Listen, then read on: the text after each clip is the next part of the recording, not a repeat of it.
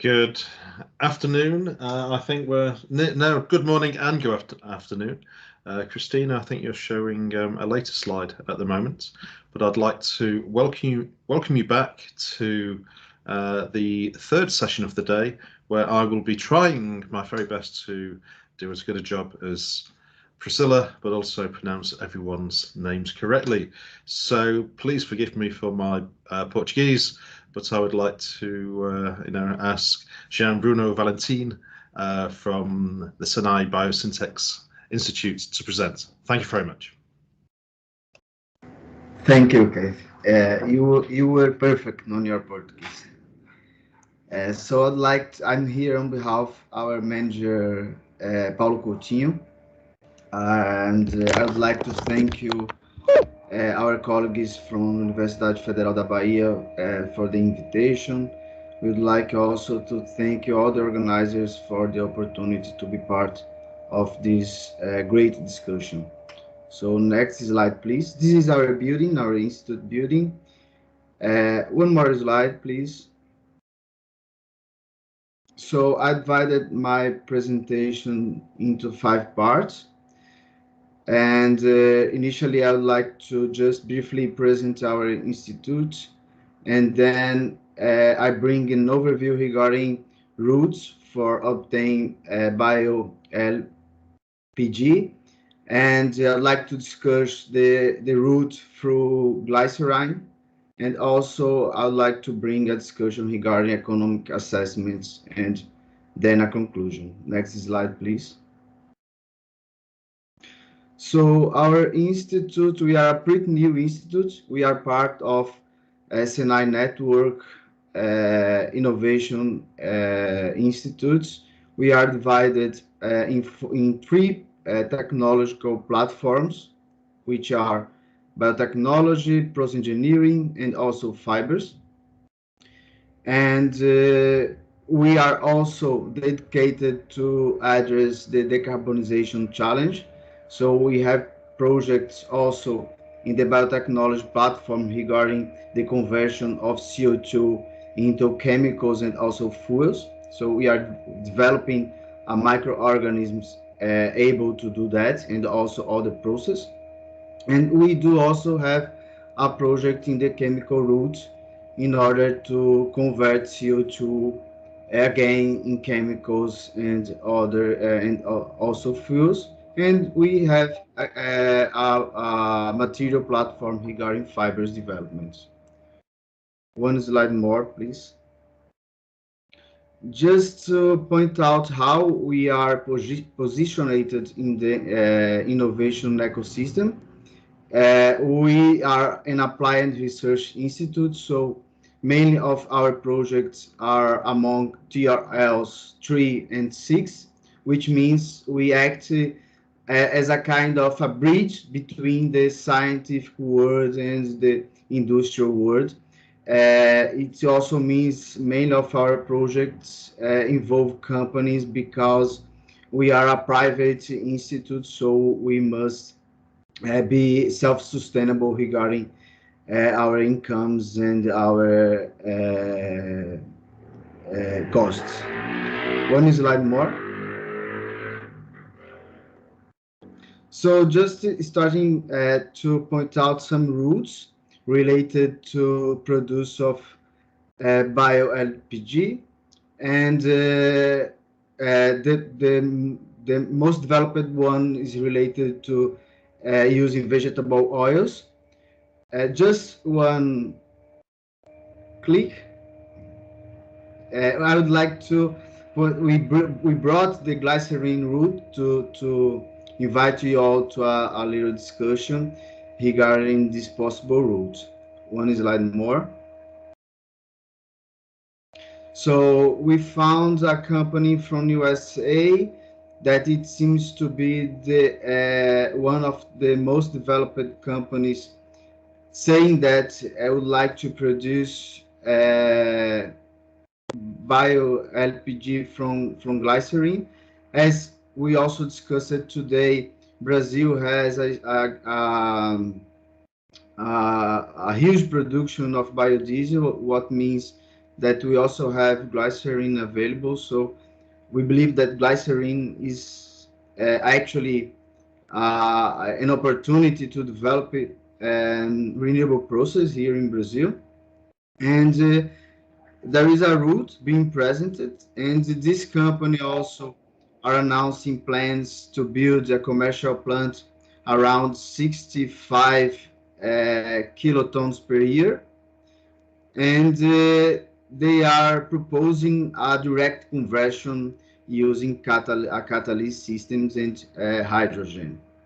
So we'd like to invite you to thinking about these routes in terms of costs, as it was discussed also today. And when we do one slide more, a simple analysis regarding this, a just simple analysis just to help us to thinking also regarding costs. And we mount the reaction, and we consider a theoretical yield of 100%, what means we are being very optimistic. We see, if we compare, of course, the price of propane, the conventional propane, of course, we see that the costs of raw materials are higher than the conventional propane in the market. So it's possible to see, since from a very, very simple analysis, that this is a very challenging cost route. This pathway will bring a huge challenge regarding costs, which doesn't mean that we don't need to study this or even to make effort on that, but it means that we need to see very carefully where we should spend energy regarding this technology in order to make it more feasible. And it's of course there are it must have some kind of external factors that must help this feasibility. But as I showed in the previously slides, and also Dr. Keith mentioned it, many of the routes that can produce the BioLPG also produce other products. So it seems that the technology to obtain the renewable product, maybe it's like just like also the conventional routes, it always will be associated with other products, or it can be associated with other products, what can help the feasibility, of course, of the bio LGP.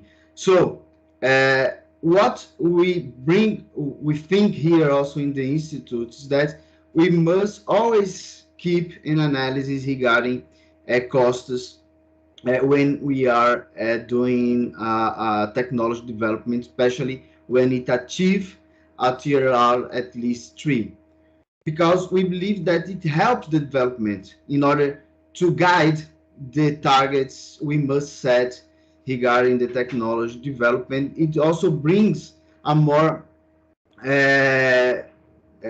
knowledge regarding the project since the beginning, because we believe the sooner the costs bottlenecks are addressed, the higher is the chances to have a viable product at the end. So the concept of biorefinery must be explored in order to find which could be the mix of products and the technology that would make feasible not only the one product, but all the supply chain, as we also discussed, must be considered. So as also Karen said, we must figure out how much higher prices of bio LPG will be. And one more slide, please. So the idea we have here, and we try to use that approach in all of our projects, at least at the end of the project. So I would say that among our almost 160 projects we have developed since our foundation 5 years ago, 90% of our projects are we include in the deliverables a final analysis regarding costs, and we try to do that even in the beginning of the project. Of course, that we will do a more precise analysis alongside the technology development. We have more details to include in the analysis. So our proposal is always to include in the technology development since conventional cash flow assessments up to risk analysis using Monte Carlo simulations, for instance. And using this kind of tool, we can figure out and we can access a very important thing when we are talking about industry and production of especially commodities. Which scale are we talking about? Which scale bring the better economy of scale for the process? There are some patterns regarding this, but what we are seeing along the studies we are carrying out here is that many, especially when we are talking about biorefinery, it's very, very affected about the location. So the same project using the same raw material can have different performances when we translate that regarding the location here inside the Brazil, for instance. So that's an important task when we are talking about biorefinery in a country such the dimension of Brazil, but we believe it happens everywhere because as it was also discussed here, the quality and the conditions of the raw material affect a lot the process in general. So I have seen while working here that a few things that we cannot observe while we are in the lab development affect an industrial facility, like how long the biomass was stayed in the field. And I saw in some experience I had in industrial facilities that when the biomass spend more time in the field or less time in the field, we start to see problems even in the beginning of the process, the feeding of the biomass. So it's very related the feasibility of biorefinery, and we are able to see this effect in the minimum selling prices when you use this kind of approach. One slide more, I think I'm the end. Yes, that's it. I would like to thank you again. I hope I'm the time. Thanks very much. That's absolutely perfect timing and a very exciting presentation, because very often we sponsor research in universities and we get to a certain point that we need to know, is it economic? Can we commercialize it? So having such tools used very early on is fantastic. Now it's my great pleasure to introduce Dr. Felicity Currie, who's a postdoctoral researcher at the University of Ulster, who'll be talking about some work that SHU Energy has been sponsoring for a few years, and it's entitled Naturally Occurring Microbial Biosynthetic Pathways for Renewable Propane. Thank you very much, Felicity. Okay, and thanks for inviting me, and thank you to all the other speakers for some very enjoyable talks, and I found the discussion really interesting as well. So my name's Felicity Currie, and I work at Ulster University, and I'm going to be talking about our search for naturally occurring microbes that are capable of producing propane. Next slide, please. So propane's traditionally derived from oil refining, and it's an essential fuel source for off-grid communities and business. It's also a cleaner burning fuel than other solid and liquid fuel options. Next slide, please. So government targets and in line with government targets, companies are looking to reduce their reliance on fossil fuels. And SHU Energy have published goals of 100% renewable products by 2040, and is already marketing renewable propane, which is produced as a side product in the renewable diesel HVO process. Next slide, please. So earlier this year, SHB launched an Open Innovation Challenge with awards to support research into sustainable pathways to C3 and C4 fuels. There are already fuels in production. Renewable propane is derived from the HVOR diesel process, but there are issues there with insufficient quantities to meet demand, and it's an energy-intensive process. In research, there are several genetically engineered microbial processes, but there are issues there with product toxicity and commercial viability, so new innovations are required for renewable propane and for other new renewable fuels. Next slide, please. Natural gas is a fossil fuel that's formed with intense heat and pressure over thousands of years, and it's formed primarily of methane, but it can also include ethane, propane, butane, and pentane. Next slide, please.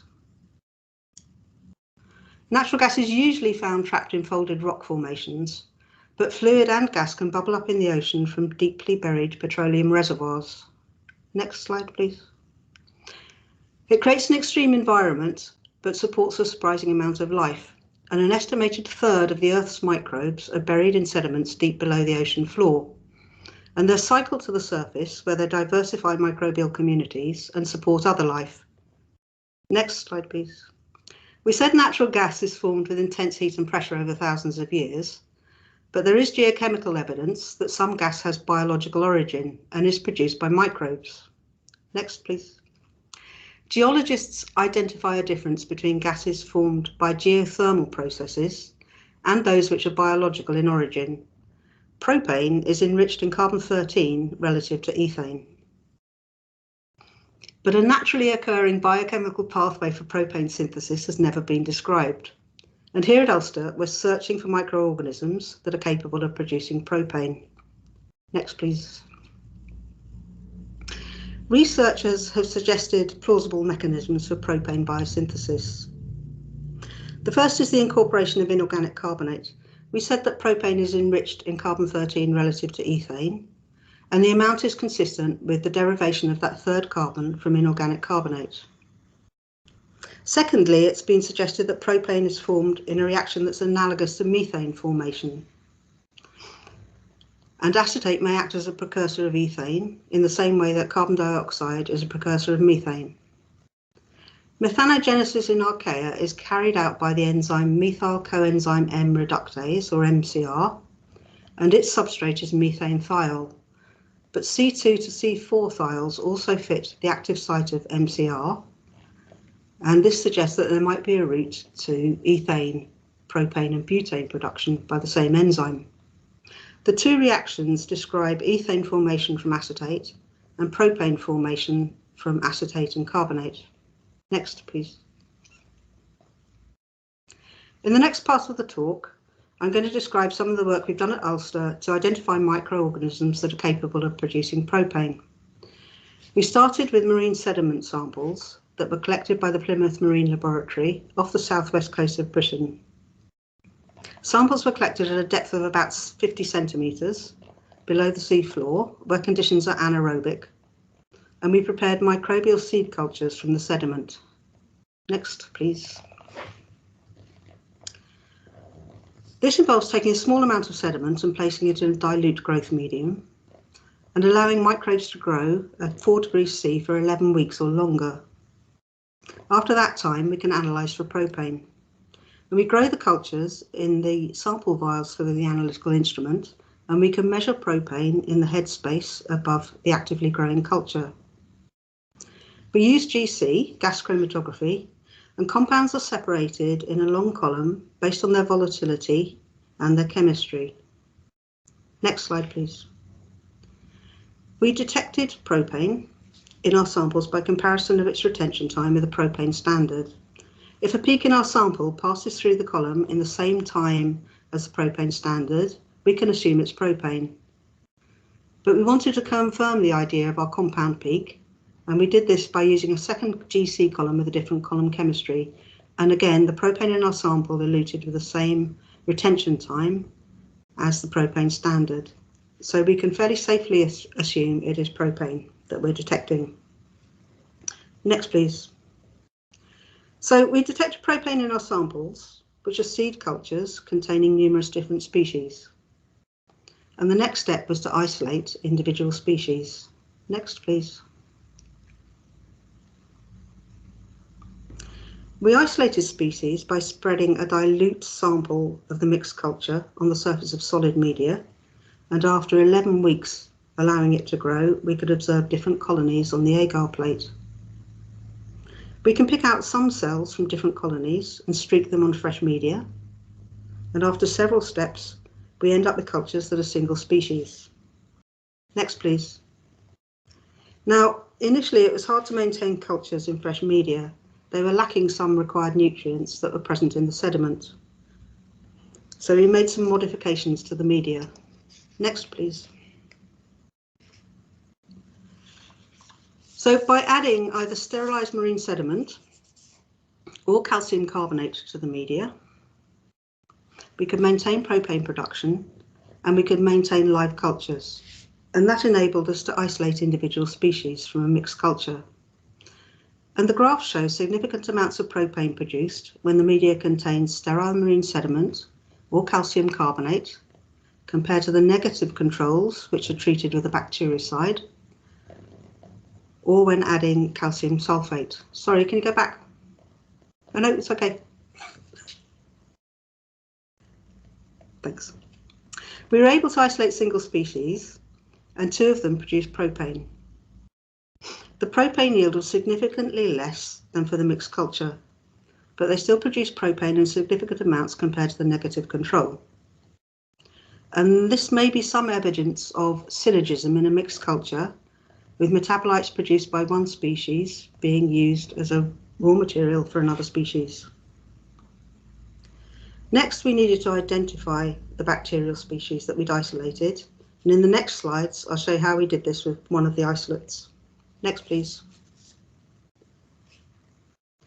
We can identify bacteria by extracting DNA, making multiple copies of certain genes, and aligning gene sequences to known sequences in a database. There are a number of genes that are common to all bacteria, but they vary slightly, and they can be used to find close matches in sequence databases and identify species. We use the 16S ribosomal RNA gene and 6 housekeeping genes. We also carried out some whole genome sequence data, and we selected 1,000 nucleotide and protein sequences from our species and from related species. For each species, the 1,000 sequences were joined before sequence alignment, and this allowed us to construct phylogenetic trees that show the evolutionary relationship between our sample and closely related bacteria. Next, please. And we've identified 3 bacterial species that are closely related to ours. Next, please. We also carried out some functional analysis of the whole genome sequence data, and 44% of the genes had functional assignments. And that leaves a lot of genes where we don't know the function. And there's huge potential to discover new biochemistry. And we can drill down into that information and look at functionality. Next, please.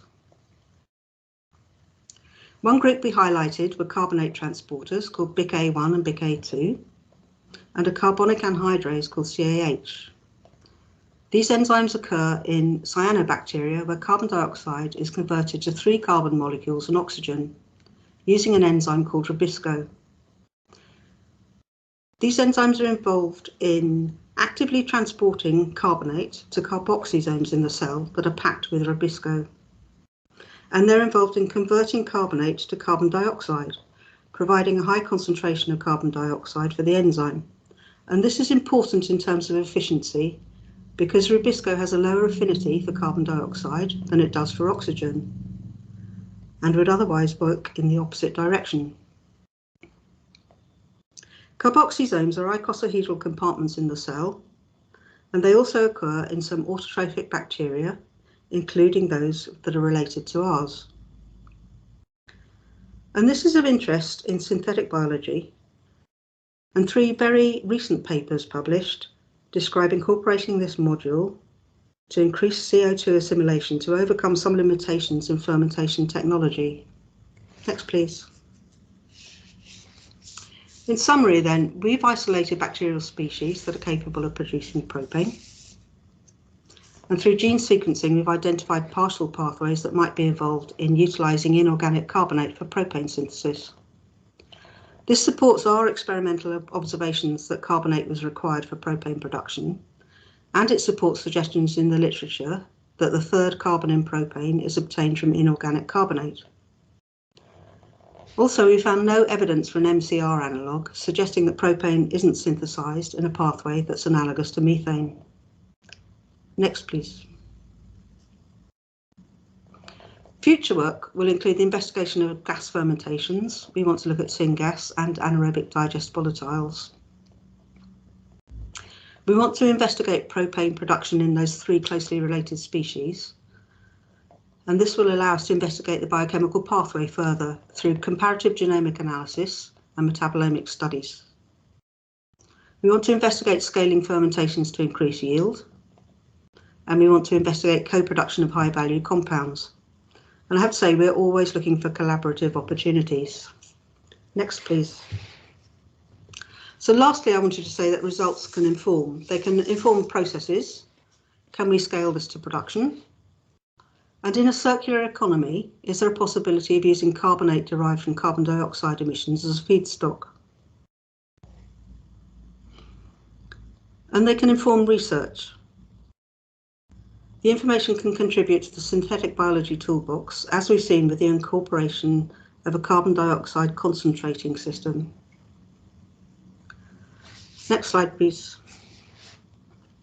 And very lastly, I'd like to say thank you to Nicholas Huddleston for gene sequence annotations, to the Plymouth Marine Laboratory for samples, to NI Direct and SHV Energy for funding Nicholas's PhD award, and to Invest Northern Eye for funding. Thank you. And thank you, Felicity. Some very exciting work there, showing that we're not shy of some very fundamental research and a long-term, well, medium to long-term route to get BioLPG in the future. A lot of work to do, but for some very exciting science. I'd now like to hand over to Dr. Iram Razaq, who's a postdoc at Aston University, who will be talking about some other very exciting work that we've been doing, which is looking at butyric acid as a relatively novel feedstock to make propane. So thanks very much, and over to you, Iram. Thank you, Keith. Just make sure that you can hear me. Yes, we can. Yeah, great. Okay. So the project that I'm looking at is producing biopropane, and we're calling it hydrobiopropane. Next slide, please. So I'm just going to give you a quick introduction, go through my experimental methods, show you some results, and then the conclusions and future work. Next slide, please. So just a brief introduction. In order to make biopropane, we need to use biomass as a feedstock. So the biomass is fractionated into cellulose and hemicellulose, which is then converted into butyrates and other carboxylates through ABE fermentation. So ABE fermentation is a process that uses bacterial fermentation to firstly produce butyric acid and acetic acid, and then there is a metabolic shift and acetone, butanol, and ethanol are formed, which is the ABE in the name. And then these butyrates, and then this is where I come in with the butyrates, and I take the butyrates and carry out catalytic hydrothermal reforming to produce biopropane. So just from the graph on the right hand side, you can see that how the butyric acid and the acetic acid are converted into acetone, butanol, and ethanol. So the main aim of this project is to produce biopropane from catalytic hydrothermal reforming and to understand the dominant reaction mechanisms leading to propane formation. Next slide, please. So this is just going to give you a brief description of the experimental methods that I use. So using the butyric acid from the ABE fermentation, I carry out catalytic hydrothermal processing.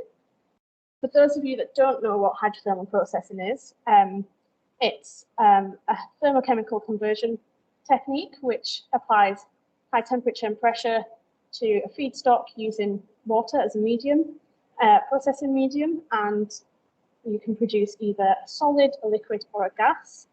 And you can also add catalyst to this process. So in this instance, we're producing a gas and adding catalyst to the process. So once the reaction, so we apply high temperature and pressure and then produce the gas, and along with the gas we have the aqueous phase, which is the water that's been used in the process, and then we also have the catalyst and the solid residue that's left over from the process. And then all of these three components are analysed, and then we're also carrying out process modelling and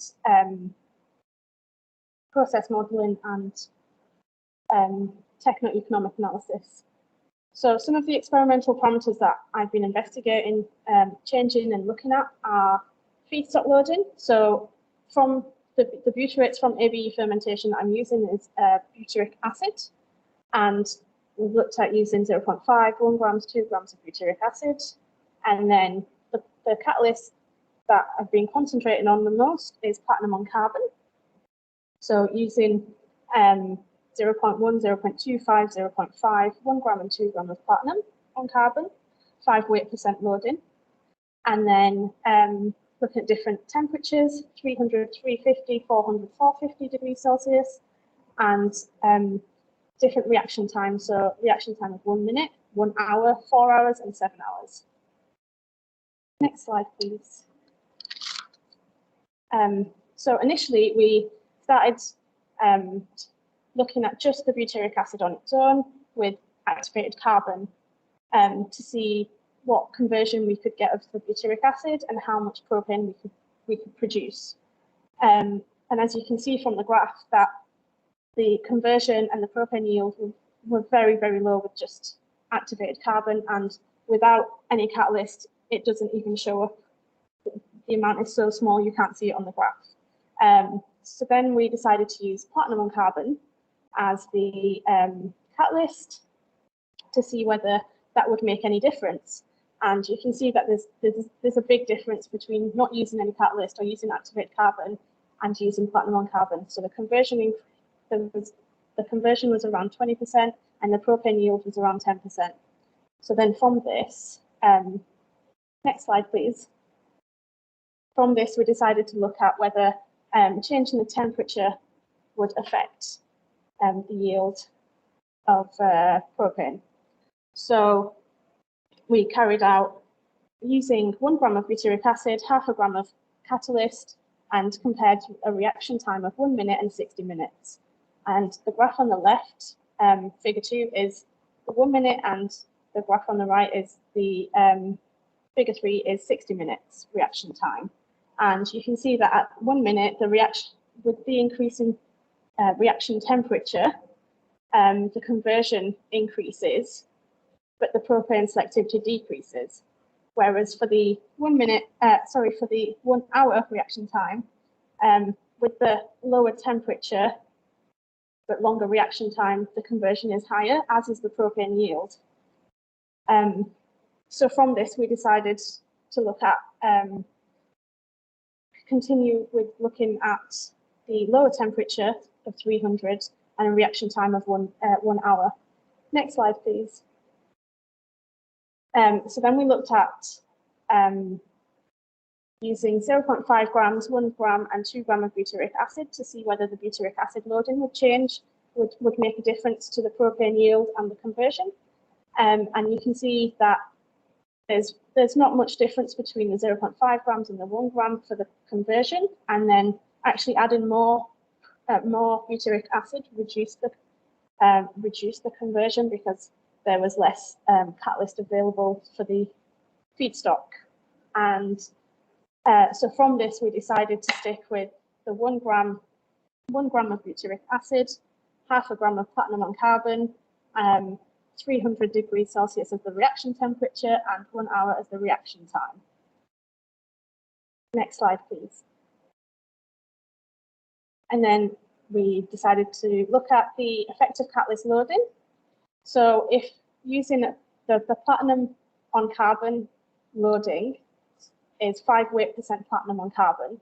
So when I'm saying catalyst loading here, I mean how much catalyst we loaded into the reactor.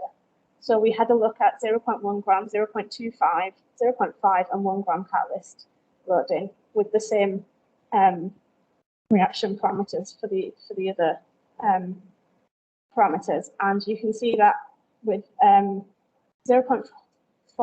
as the loading increases, the conversion increases, and so does the propane yield. However, between 0.5 grams of catalyst and 1 gram of catalyst, there isn't much difference between the conversion, and not so much difference between the propane yield either. So we decided from this that we would stick with 0.5 grams of catalyst loading. Next slide, please. And then we looked at the effect of reaction time. So if we use less catalyst and increase the reaction time, would this make any difference? And so we used 0.1 grams and 0.25 grams of platinum on carbon to compare, and we can see that the propane yield increases with the increase in reaction time. And however, the selectivity to propane doesn't make much of a difference.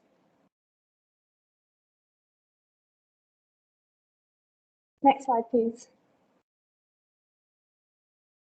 And then from this, from all of the reactions that we did, we could see that we used a batch reactor. So batch reactions are great at lab scale, but then you want to be able to scale things up, especially if you want to take this to industry level, and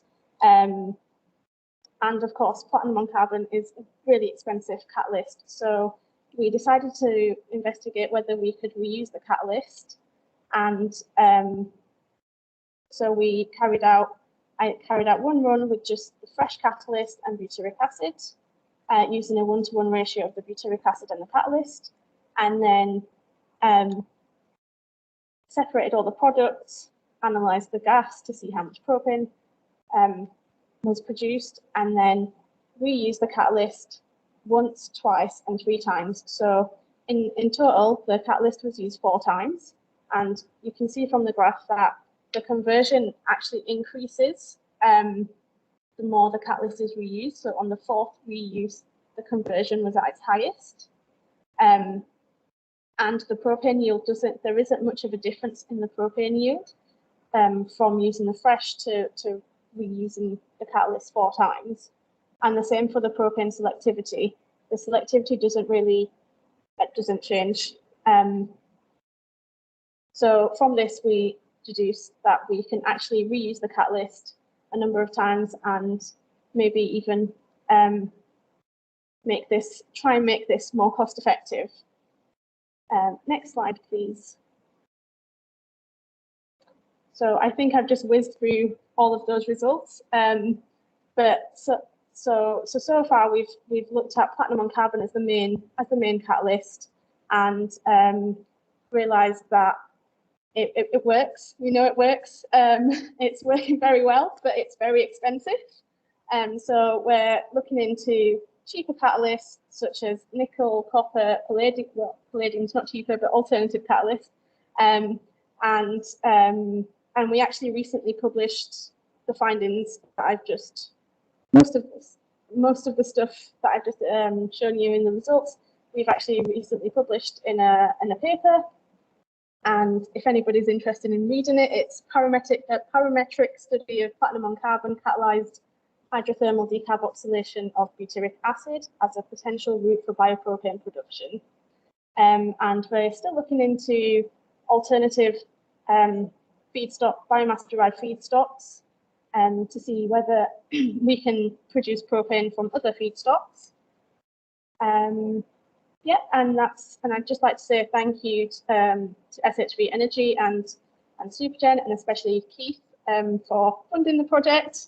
And yeah, that's me done. Thank you. Thanks very much, Ram. Fantastic work. And of course, it's nice to see a conversion process where we're getting 95% selectivity to propane, very much the desired molecule. So a great piece of work. Of course, still need to look at the economics, but the other question comes as to, well, butyric acid, can we make it, and can we make it in large quantities? So to help us answer those questions, it's a pleasure to introduce Dr. Thiago Ouriques Machado, who's a postdoc at the University of Santa Catarina, and hopefully he'll be able to provide some answers to those important questions. Thank you, Thiago. Thank you. Thank you for the introduction. So I am Thiago. I'm a postdoc fellow at the Federal University of Santa Catarina, and I will talk about the butyrate fermentation from biomass, a look into the literature. Next slide, please. So this presentation contains an overview about butyrate, the biofeedstock for butyrate fermentation, ABE fermentation to produce butyrate specifically, data on butyrate fermentation from the literature, and a lab-scale model process. Next slide, please. So butyrate is actually used in the chemical industry to fabricate many types of chemicals, medicines and cosmetics, and even animal feed. But nowadays, industrial butyrate production is almost exclusively from petroleum, although biobutyrate production is also possible.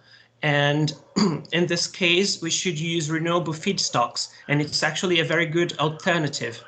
As we have seen in the last presentation, butyrate or biobutyrate is actually an excellent precursor for BioLPG or biopropane. And the main challenge at this moment is to translate the research into viable industrial processes. Next slide, please.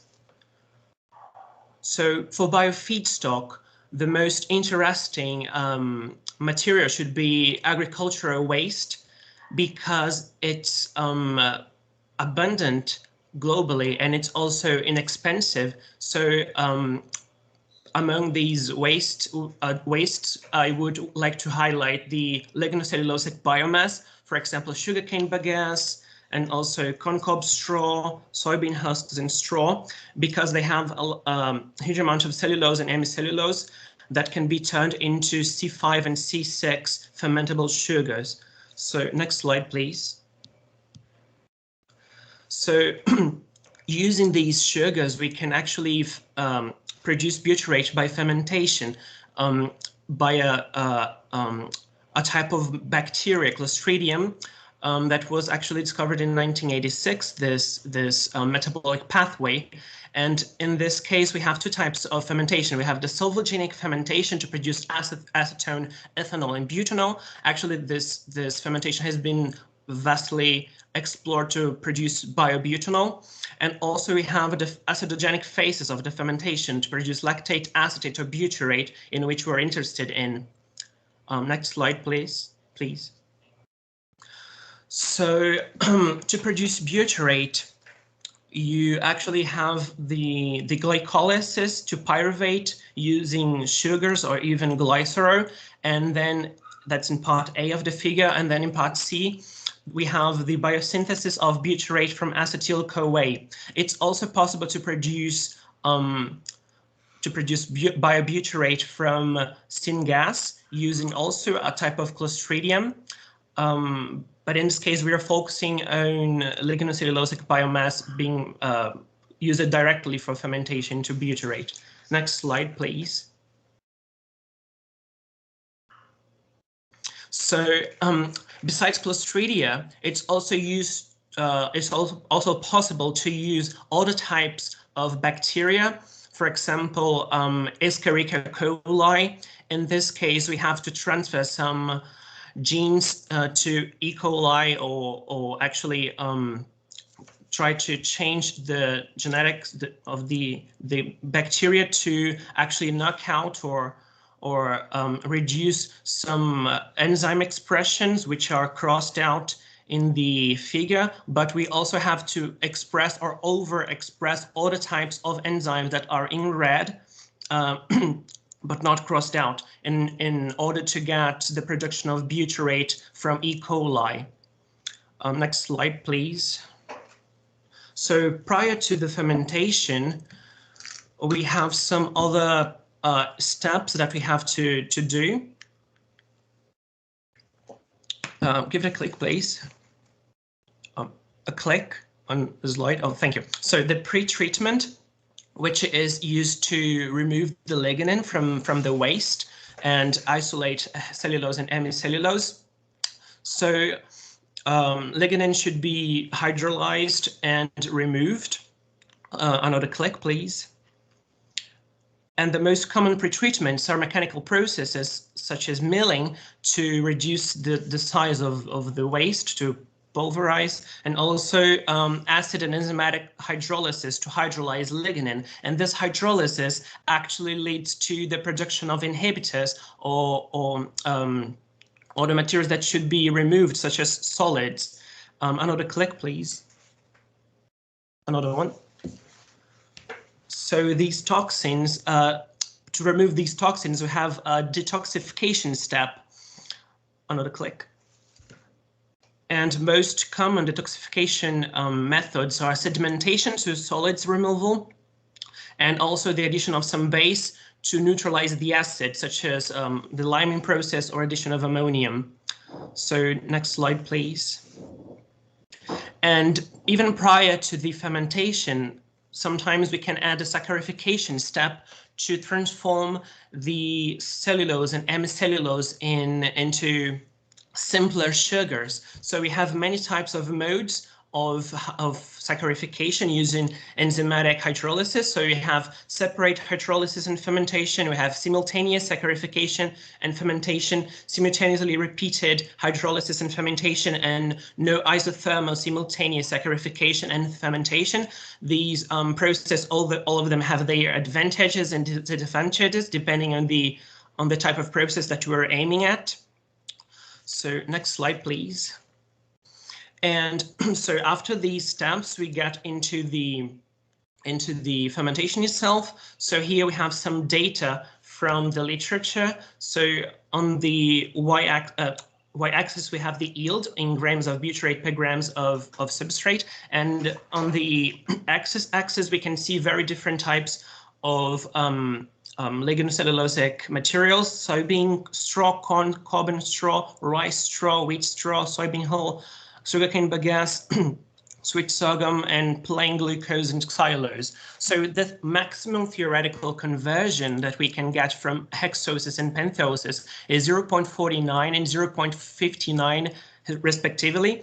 And we can see in the graph that this data show that we can pretty much get more than 50% in yield. And there is, I should highlight the sugarcane bagasse, maybe because of the strain of Clostridia they used, or the the efficiency in pretreatment, or in the saccharification step. Maybe that's why they got a higher yield in that work. So most of the microorganisms used that are actually reported in the literature are Clostridia Butyric and E. coli, genetically engineered E. coli. Next slide, please. We can't only look at yield because there are other factors in the process that should be taken into account, such as reaction time and kinetics, and also the mass flow in the process, if it's batch or it's continuous. So here we have the productivity, which is grams per liter per hour of butyrate that is produced. And I have to highlight here soybean hull, sugarcane bagasse, and plain sugars, glucose and xylose, that obtain the highest productivity among the data that we gathered. So I'd like to also list some factors affecting yield and productivity, such as the pretreatment, which will affect the fermentable sugars, the concentration in fermentable sugars, the sugar profile, which is the percentage in C6 and C5 sugars, improvements in metabolic pathways, the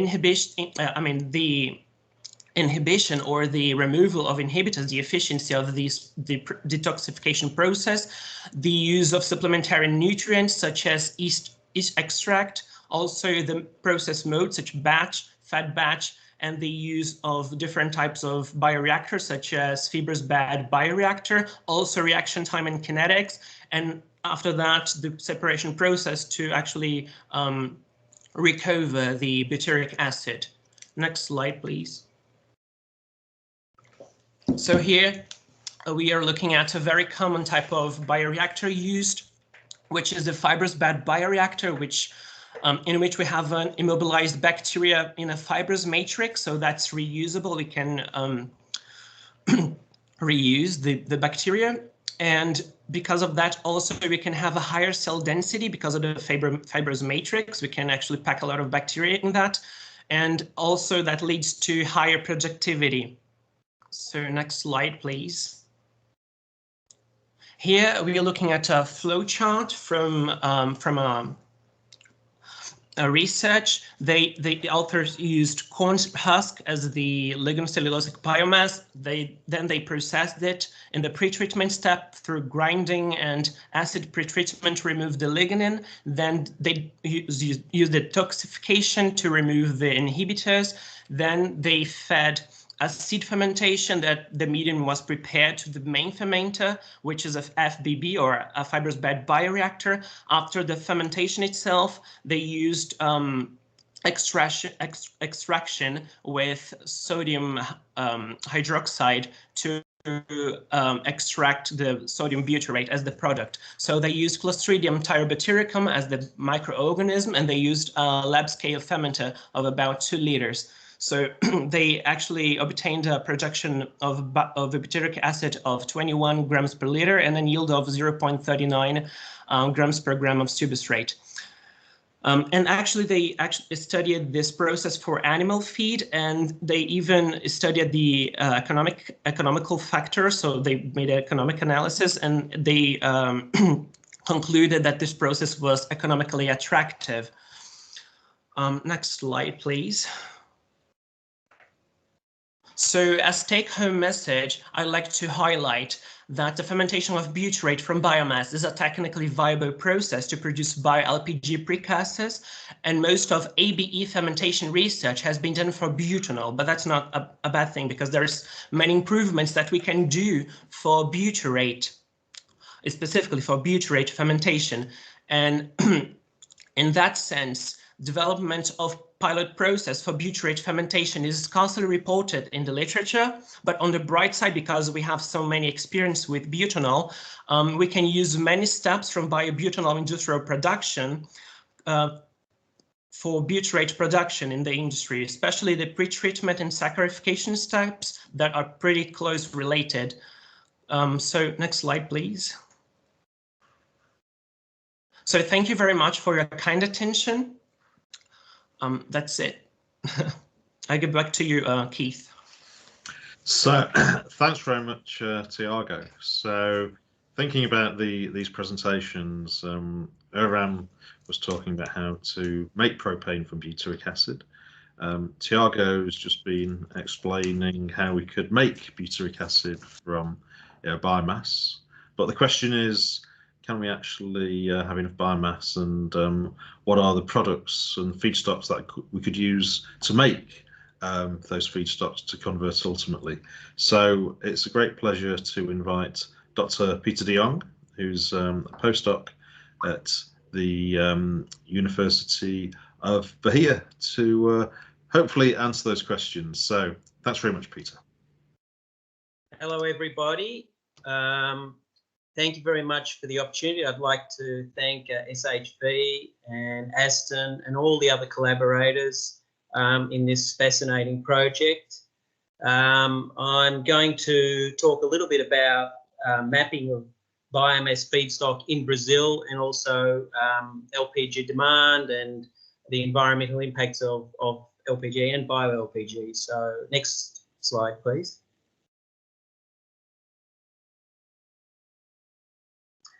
So first of all, we'll talk a little bit about existing literature, particularly focusing on socioeconomic and environmental impacts of BioLPG. We'll look a little bit at data on LPG supply and demand in Brazil. We'll talk a little bit about the environmental impacts, both of LPG and BioLPG compared to other fuels. And we'll investigate biomass feedstock availability for different pathways, and also including the potential for BioLPG production from biomass gasification. Next slide. So taking a look at the literature, particularly literature focusing on the viability, economic and environmental aspects of BioLPG, there are very few papers and reports. Johnson has published a couple of papers, as well as DEC, Department of Energy and Climate Change, which I believe has got another name these days. There are also a number of articles that focus on the historical development of LPG and policy in Brazil and Latin America. However, those works typically don't address BioLPG because it's a very new area.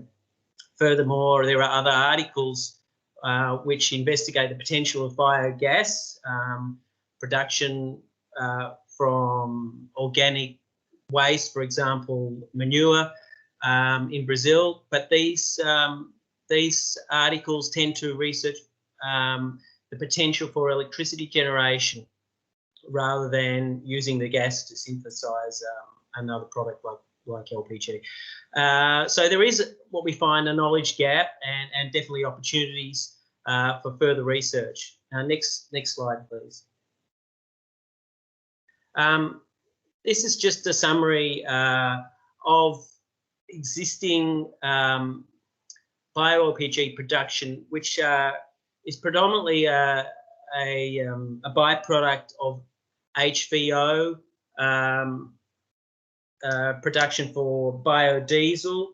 And what we find is that even in Brazil, Petrobras does produce biodiesel, and a co-product or a byproduct of that would be BioLPG. And in fact, biodiesel, I think now there's produced about 6.4 million cubic meters of biodiesel in Brazil in 2020, and that's projected to grow to more than 11 million cubic meters by 2030. So with that, BioLPG would be a byproduct. Next slide. Okay, so I want to, this is just a heading slide talking about LPG production and demand in Brazil, and we can go to the next slide already. So looking at LPG production during the last 10 years, what we find is the majority of production is production, or the majority of supply, it comes from local domestic production. However, about 3.6 million cubic meters are imported annually, particularly in 2020. So if we look at the next slide, we can see how it's consumed. And during the last 10 years, we see the profile of consumption by sector of LPG, and we find the majority of LPG is consumed in the residential sector. Now, this is a little bit different from, say, in Europe, where about 1/3 of LPG is consumed in the transport sector. While in Brazil, we find that, in fact, LPG is not used in the transport sector, but natural gas is used in the transport sector. And roughly 2 million tonnes of oil equivalent of natural gas is used in the transport sector rather than LPG. Okay, next slide, please. So looking at residential sector energy consumption, we find that since the 1970s, electricity consumption's grown, and LPG also grew substantially until around the year 2000, when subsidies were removed, and then there was kind of a levelling off of LPG growth, and we also found that firewood, the use of firewood in residential sector declined dramatically, also until around the year 2000, and then the two fuel sources, firewood and LPG, roughly contribute about the same in Brazil to, and they're used for cooking. Majority of that is used for cooking. So there is certainly some potential to reduce firewood consumption and grow the amount of LPG use in the residential sector. Next slide, please. So let's look at the projections until 2030. What we find on the left-hand chart, we see that, first of all, what's projected to climb dramatically is LPG production from natural gas processing, and that's the grey line, while LPG production from crude oil refineries and the petrochemical industry will pretty much be constant. Now, if we look on the right-hand graph, we see that in the grey line is the demand, so there is a projection that LPG is expected to grow. The demand for LPG is expected to grow about 1.7% per annum during the next 10 years. And we also see that production will ramp up more than that, and the imports, which are shown here as negative exports, will basically, imports will disappear eventually, and Brazil will eventually become an exporter of LPG, according to the projections. And these projections are from the 10-year energy plan produced by the Department of Mines and Energy. So